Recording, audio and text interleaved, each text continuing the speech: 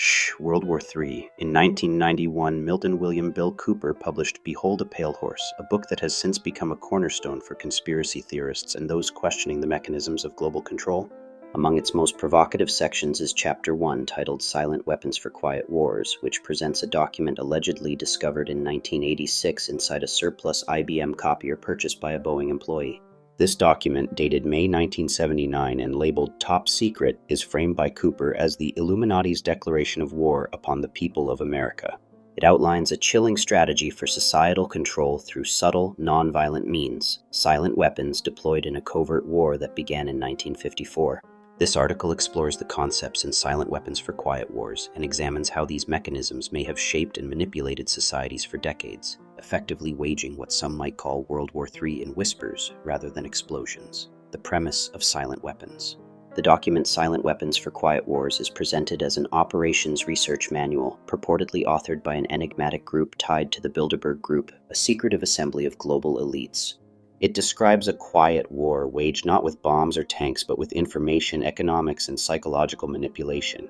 The text frames society as an economic system, reducible to inputs, outputs, and feedback loops where human behavior can be engineered through data-driven strategies. These silent weapons, economic policies, media control, education systems, and technological surveillance are designed to enslave populations through benevolent slavery and, if necessary, genocide, all while maintaining the illusion of freedom. The document's core thesis is that controlling a society's economic and informational systems allows elites to dominate without firing a shot. It draws on principles from operations research, a discipline rooted in optimizing complex systems, and applies them to human populations. Key concepts include economic inductance, treating people as economic units whose behavior can be predicted and manipulated through financial incentives, debt, and consumption patterns. Energy as control, viewing human energy, labor, attention, compliance, as a resource to be harnessed, with media and entertainment serving as tools to divert focus from systemic manipulation. Social engineering, using education, propaganda, and cultural norms to shape public perception and behavior, ensuring compliance with elite agendas. Cooper argues this war began in 1954, coinciding with the First Bilderberg meeting, and has since unfolded as a Third World War fought not on battlefields but in the minds and wallets of the global populace. Silent weapons in action, decades of societal manipulation.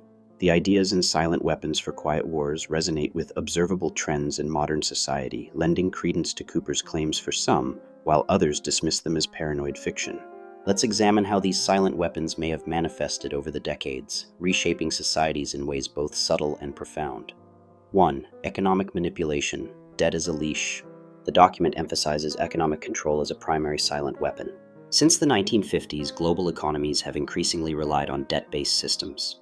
Central banks, such as the Federal Reserve, have expanded credit availability, encouraging consumer debt, while governments accrue massive deficits. In the U.S., household debt rose from $4.6 trillion in 1990 to $17.5 trillion by 2023, according to Federal Reserve data. This debt culture, mortgages, student loans, credit cards, ties individuals to work and consumption, limiting their ability to question or resist systemic pressures. The Silent Weapons framework suggests this is deliberate, creating a population too financially burdened to challenge authority. Economic shocks like the 2008 financial crisis or inflation spikes in the 2020s can be seen as shock tests to gauge societal resilience and compliance, as described in the document. These crises often benefit elites. Banks and corporations recover with bailouts, while ordinary citizens face foreclosures and job losses. 2. Media and information control, shaping perceptions.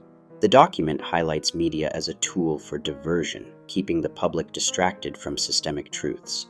Since the mid-20th century, media consolidation has concentrated narrative control in the hands of a few corporations.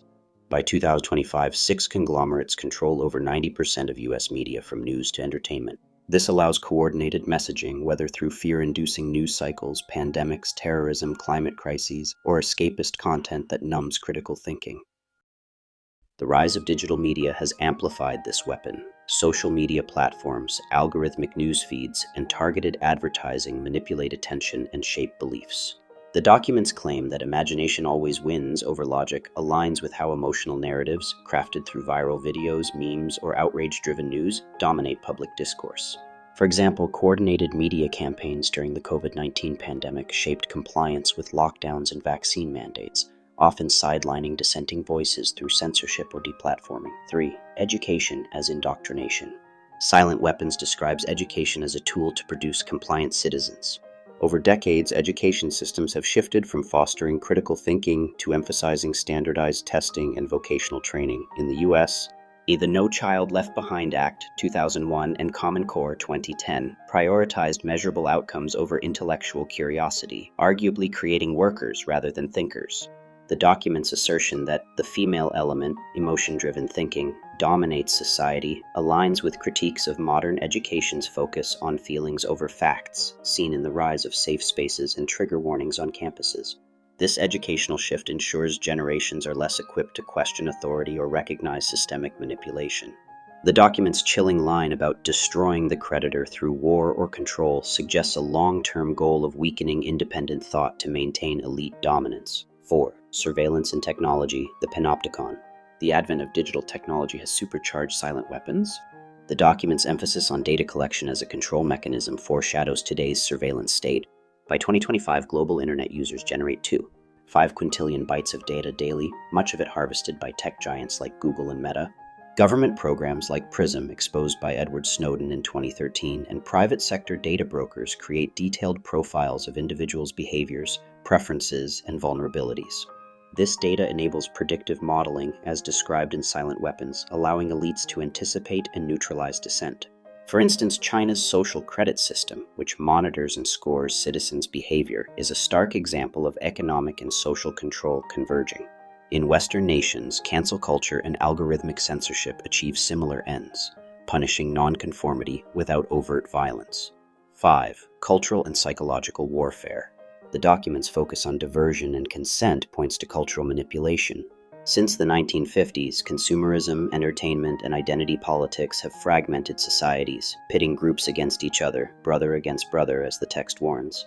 The rise of identity-based movements, amplified by media, distracts from class-based solidarity that could challenge elite power.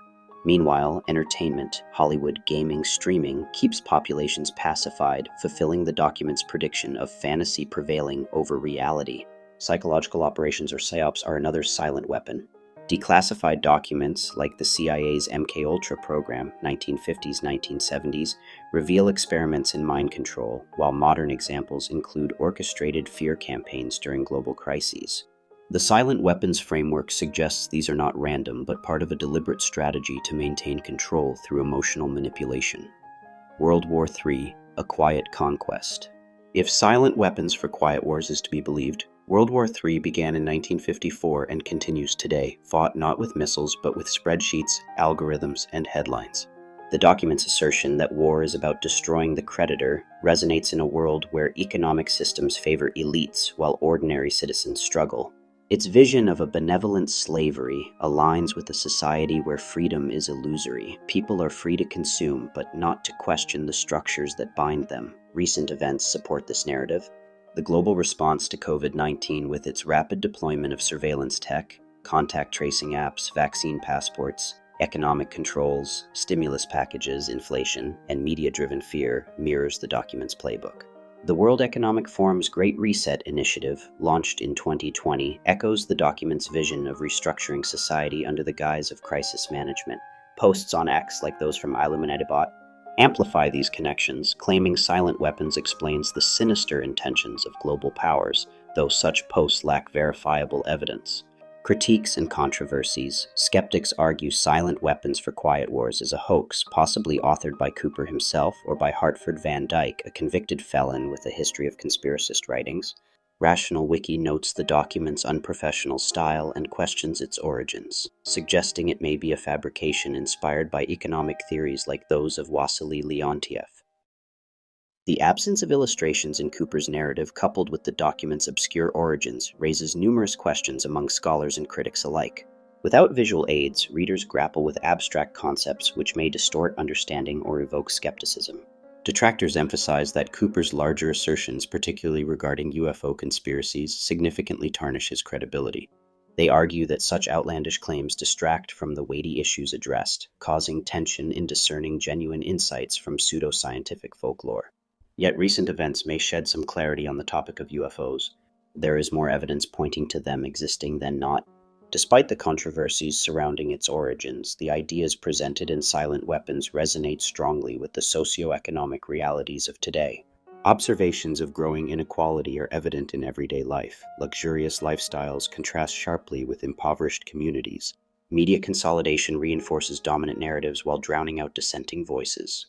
Surveillance, both digital and physical, permeates privacy as the boundaries between populace and state continue to blur. Silent Weapons serves as a lens, prompting us to scrutinize the power structures that maintain these inequalities and the often unseen mechanisms behind them. Moreover, the document's gripping themes echo through popular culture, illustrating its continued relevance. The influence persists, inspiring works like Killarmy's 1997 album, which incorporates motifs of governmental subversion and conspiracy. Online discussions proliferate as enthusiasts dissect the text, debating its implications on modern society. The dystopian vision of a silent war highlights concerns that remain unaddressed, portraying elites as shadowy puppeteers manipulating resources and narratives to stay in control. Alone, the document offers a bleak outlook, yet it resonates as a clarion call for vigilance against the forces seeking to dominate our realities. As we ponder the teachings of Silent Weapons, we confront profound truth. Authority wields power through economic maneuvers, media manipulation, and the omnipresent eye of surveillance. In the year 2025, as indicators of systemic control continue escalating, we find Cooper's warnings astonishingly relevant. The invisible conflicts of our time, marked by algorithmic censorship and economic strife, hint at a war quietly unraveling in the shadows. Cooper prompts reflection on our own agency. Understanding the systems around us equips us to resist the insidious forces in motion. The real confrontation may lie not in armed battles, but in awakening recognition of the control mechanisms infiltrating our daily existence, encouraging us to reclaim our narratives.